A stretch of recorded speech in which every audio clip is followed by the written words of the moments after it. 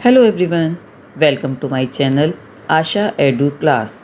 Today we are going to cover chapter number 3. The name of the chapter is Two Stories About Flying. Question 1. Why was the young seagull afraid to fly? Do you think all young birds are afraid to make their first flight, or are some birds more timid than others? Do you think a human baby also finds it a challenge to take its first step? Answer. The young seagull was afraid to fly because it was his first flight and he feared of falling and hurting himself. He thought that his wings would not support him while flying. Yes, it is natural that doing something for the first time is a bit challenging and fearful. All birds must be afraid to make their first flight. Similarly, a human baby is also afraid of taking his first step and find it challenging when he learns to crawl or stand up without support. Question 2. The sight of the food maddened him. What does this suggest? What compelled the young seagull to finally fly? Answer. The young seagull was very hungry. It was this hunger that ultimately compelled it to fly. Its hunger intensified when it saw its mother tearing at a piece of fish that lay at her feet. It cried to her, begging her to get some food. When its mother came towards it with food in her beak, it screamed with joy and anticipation. However, she stopped midway. It wondered why she did not come nearer. Not being able to resist or control its hunger any longer, it dived at the food in its mother's beak. At that moment, his hunger overpowered his fear of the great expanse of sea beneath the cliff. Finally, this plunge was followed by the natural reaction of its body, that is, to fly. Question 3. They were beckoning to him, calling shrilly. Why did the seagull's father and mother threaten him and cajole him to fly? Answer. Seagull's parents had tried everything, but he was reluctant to fly due to fear of falling down. He looked at his brothers and sister but wouldn't make any efforts. That's why the whole family had left him alone and threatened and cajoled him to come, but every effort went in vain. Question 4. Have you ever had a similar experience where your parents encouraged you to do something that you were too scared to try? Discuss this in pairs or groups. Answer. Yes, I had a similar experience while learning to ride a bicycle in class 6.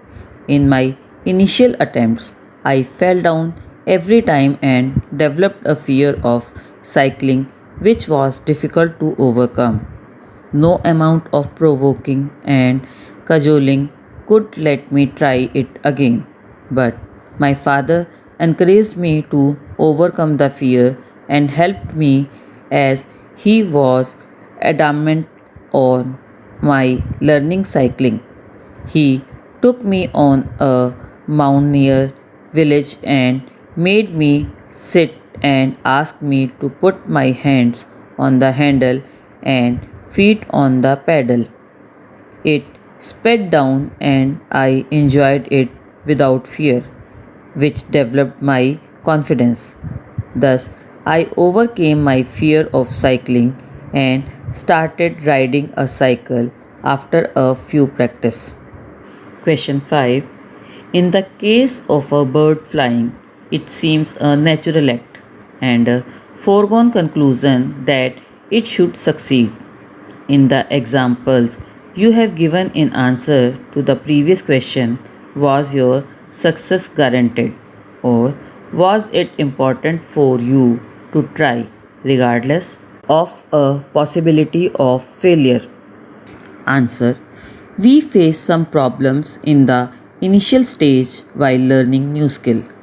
Due to the fear of failure, we hesitate to perform a task or to do something new.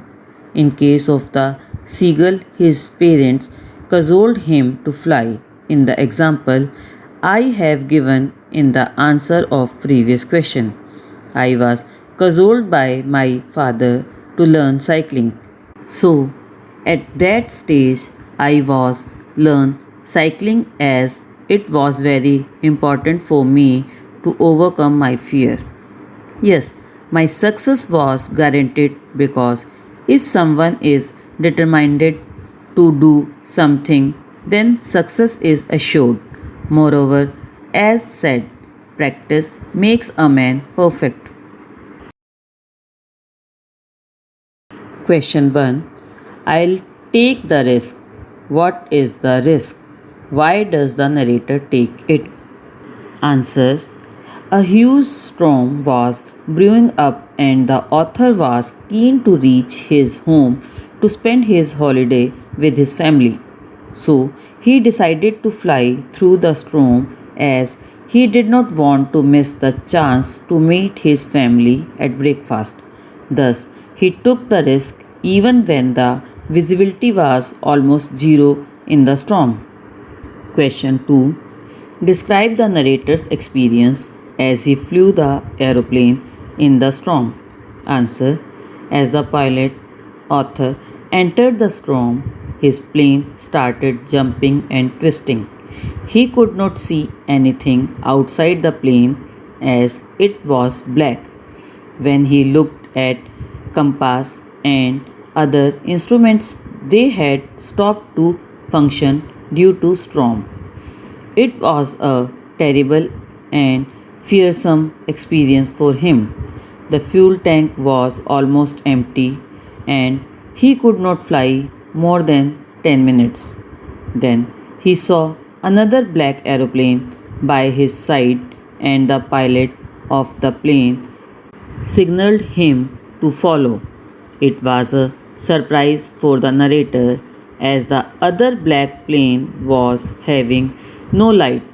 He followed him without any choice and landed safely on the runway.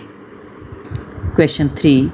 Why does the narrator say, I landed and was not sorry to walk away from the old Dakota? Answer: the pilot was delighted to land safely after being caught in a dense storm of dark clouds and was not sorry to walk away from the old Dakota.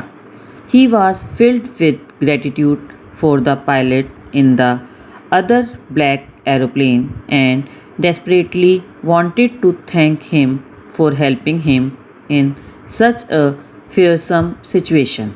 He was indeed feeling sorry that he could not thank his benefactor enough for helping him land on the runway safely. Question 4. What made the woman in the control center look at the narrator strangely? Answer: the women in the control center looked at the narrator strangely because when the narrator mentioned about the black aeroplane that helped him land safely on the runway, she gave him a surprised look and told him that no one except the narrator's plane was in the sky during the storm. Even the radar reflected the narrator's plane as the only one in the night sky. Question 5. Who do you think helped the narrator to reach safely? Discuss this among yourselves and give reasons for the answer. Answer: Although there is no definite answer to express who was the unknown pilot who helped the narrator, we can assume that probably it was the narrator himself who overcome his fear in the midst of a storm, as no other plane was visible in the radar except the narrator's Dakota DS-088. In that frightening situation, the pilot might have fantasized that someone came to his help. However, it is evident that he was a good pilot himself who was brave enough to fly through a dense and turbulent storm and land on the runway safely. If you like the video, make sure to subscribe and click on the bell icon. Bye bye.